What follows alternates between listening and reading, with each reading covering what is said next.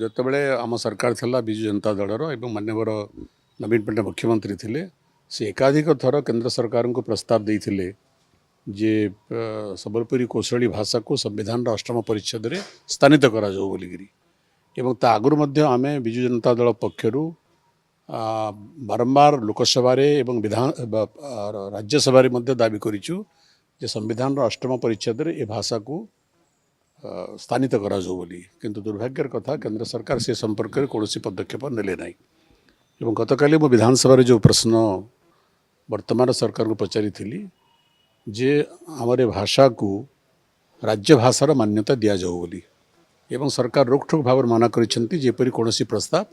नहीं बोलिकी तेणु दुई प्रकार कथा एमाने कहउचंती तेणु सरकार तांकर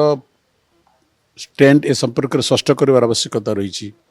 पश्चिम ओडिशार जनसाधारण अपेक्षा करिसेंती सरकार तांकर स्टैंड बा तांकर मत केबे स्पष्ट करिवे विधानसभा स्पष्ट उत्तर सरकार देले नहीं आमर प्रश्न उत्तर रे सरकार कहले जेपरि कौन प्रस्ताव नहीं किंतु प्रस्ताव नहीं किमिति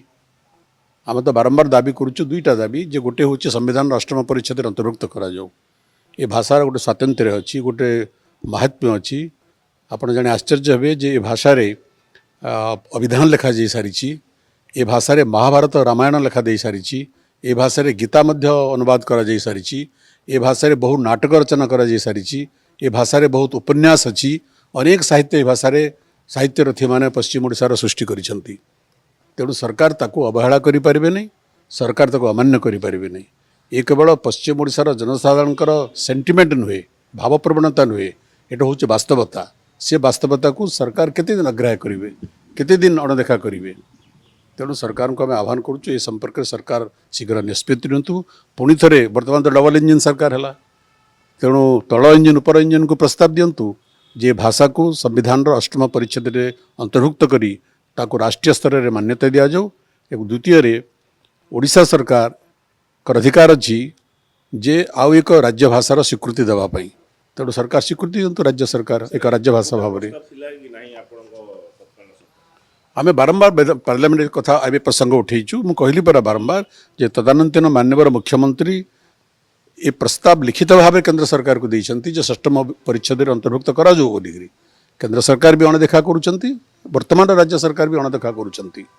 एटा जड़े दुई जण व्यक्तिंकर बा गोटे दुईटा जिल्लार प्रश्न नुहे ये समग्र ओडिशार पाखापाखि अधा अंचलर जनसाधारणकर जो भाषा रे कोटी कोटी लोक कथबार्ता करती से सब अंचल से लोकंकर दाबी एटा ना ना सरकार भावावेग को गुरुत्व दौना सरकार वास्तवता को मध्य गुरुत्व दौना।